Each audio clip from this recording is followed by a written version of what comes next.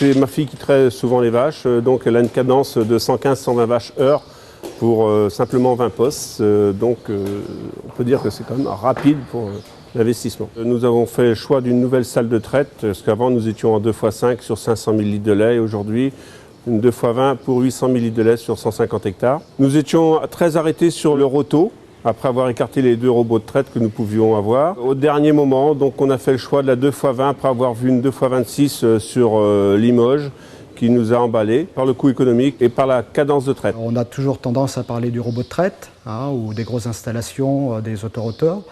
On pense que les robots de traite vont prendre toute la place, mais dans les perspectives, ce qu'on se rend compte, c'est qu'on va avoir pour nous un tiers de robots de traite, un tiers d'autorotors et un tiers de salles de traite.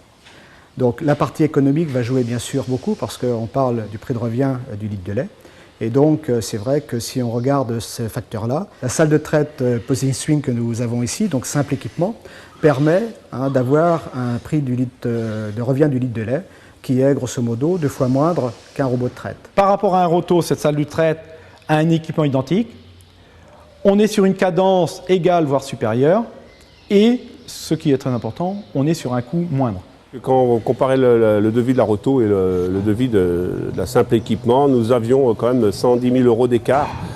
110 000 € à 4,5 sur 12 ans, je vous laisse faire le calcul, mais c'est quand même au bout des 12 ans une maison d'habitation. Donc c'est pas négligeable pour faire le même volume de lait en même temps.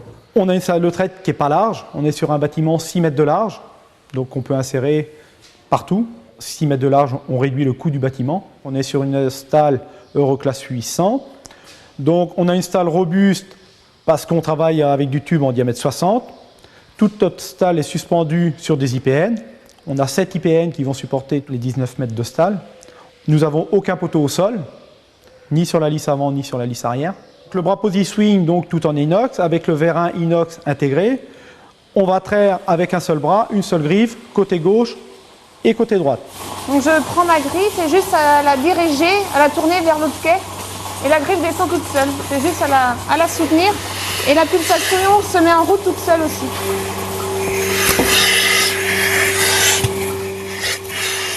Ici, on est sur une salle de traite en ligne semi-haute. C'est-à-dire qu'on a 1 mètre de différence entre le plancher de la mamelle et la hauteur du lactoduc. En lipolyse, on n'est pas plus mauvais qu'en ligne basse.